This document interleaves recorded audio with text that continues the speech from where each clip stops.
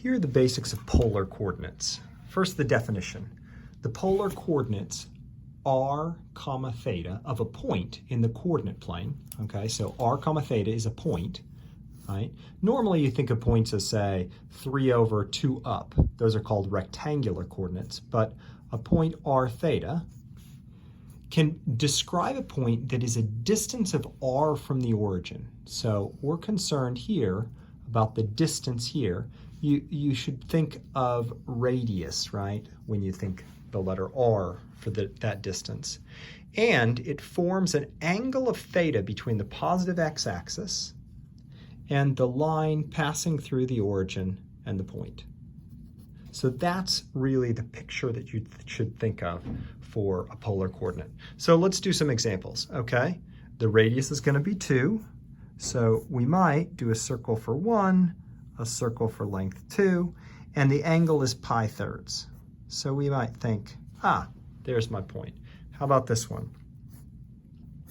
Okay, well,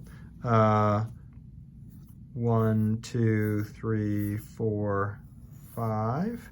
You don't have to draw circles, but just to emphasize what's going on. Kind of ugly, right? But 3 pi fourths, that's out this direction. It's that point. Now, you can draw that line, but it's not the line, it's that point.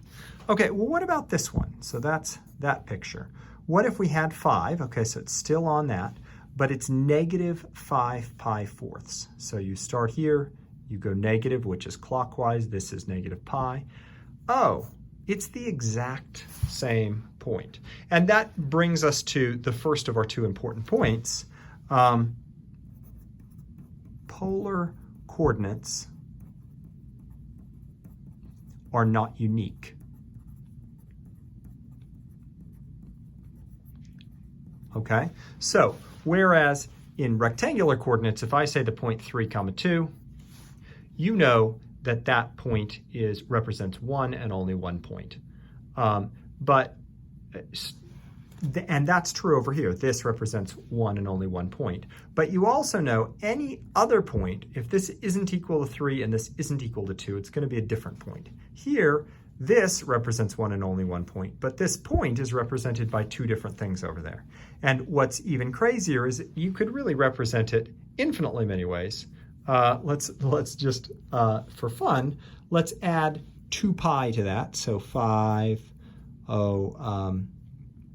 what is that? 11 pi fourths. That's the same point. Or you could even do this. You could even make r negative and go negative pi fourths. All of those end at that same point. The second point is sometimes polar coordinates is far more practical than using rectangular coordinates. Sometimes using polar coordinates makes sense. Let's imagine you were launching something. If you want to launch something and have it land there, well, obviously you're not going to launch it through the air straight over and straight up. It would matter much more here to there. Also, if you were sailing, let's say, you'd go directly, right? So sometimes, even though, you know, a rectangular coordinate system is what you're used to, really what you care about is the angle you need to get there and how far it goes. Okay, so let's convert from polar coordinates to rectangular coordinates. So think about this. If this is the origin and this is your point, this is theta, this is r, polar coordinates rectangular coordinates gives you the x and the y.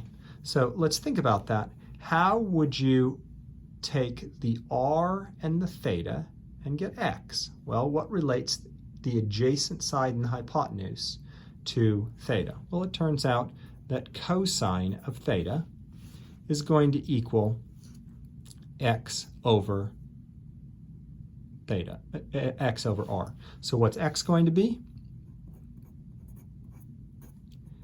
X is going to be r cosine theta. Well, what relates y?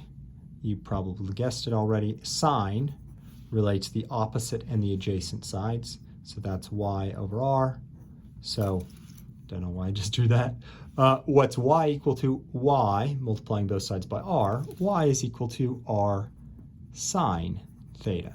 we can take a point, r theta, and it's not hard to tell what the x and y coordinates are in rectangular coordinates. Well, what about going backwards? So if these are sort of the dominant equations there, the same picture works. If I tell you these two things, how would you get r? Well, probably, you've already guessed it, if you had x and y, and you need the hypotenuse of the right triangle, you'd use that, right? So you might say r equals the square root of x squared plus y squared. Now, the next piece is just a little more subtle, okay? You can always say, oh, how does theta relate to x and y? Well, tan of theta is going to equal y over x. So you might be tempted to say theta equals tan inverse of yx. And that's that's true as long as tan inverse knows where you're coming from. Remember, tan inverse only knows about the first and the fourth quadrants. So to be a little more precise, we might say theta equals tan inverse of yx. How do you know if you're in the first or the second quadrants? First and fourth quadrants, if x is greater than or equal to 0. But if you are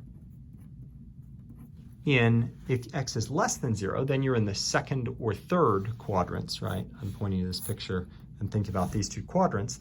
Then what happens? Well, tan inverse thinks you are getting this angle, but you actually need that angle. So what do we have to do? We have to add pi.